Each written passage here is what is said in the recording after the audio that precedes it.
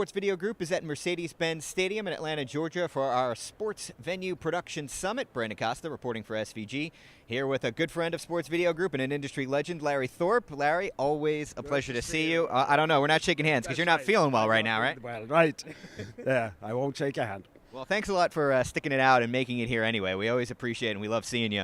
So at an event like this, obviously Canon is a major player in the sports video production industry, obviously. But in what ways do venues provide different challenges? Are there any differences between working with someone like Mercedes-Benz versus a Fox Sports or something like that? When you see the imagination that's in the display side here, it's just awesome. And they're going to bigger and bigger displays. Their creativity is just astonishing. The number of screens is astonishing.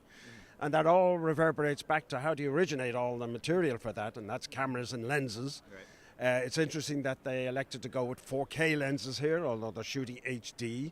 That's a smart move because the industry is in a slow transition from high definition to 4K. Lenses have a long life, and with 4K lenses you make much better HD. Sure. So it's a good investment, and you're future-proofed. Right. Yeah, I'm curious on your take as we're now a month away from NAB here. Not that you're going to give away any secrets or anything, but you guys have been pretty aggressive with 4K, even 8K devices at many of the trade shows that are in the industry. So, as you said, you kind of described it as slow, but where do you think we are now in this transition, specifically with sports, when it comes to even when you throw HDR into the mix? Well, there's a lot of shooting in 4K. A lot of the broadcasters and the leagues that are experimenting with 4K. But the discussion in the industry is still quite intense as to when are we going to start delivering 4K over the air and via cable, and nobody has really moved yet. There's a great deal of talk now with the advent of HDR and wide color gamut. Wouldn't a sensible first step be 1080p? With HDR and 4K, and I think we're going to and HDR and wide color gamut. I think we're going to see that, but at the same time, all the manufacturers are now making cameras that are multi-format, so you can do HD today and then switch to 4K tomorrow. We're making lots of lenses now that are 4K, and we're messaging it's a good investment. You're buying a new lens today, buy 4K because you get better HD and you're future-proofed.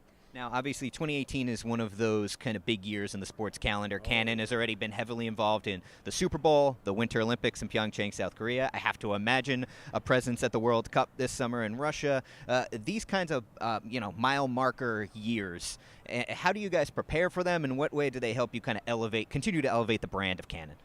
Well, we're elevating all of our investments in terms of lenses and that.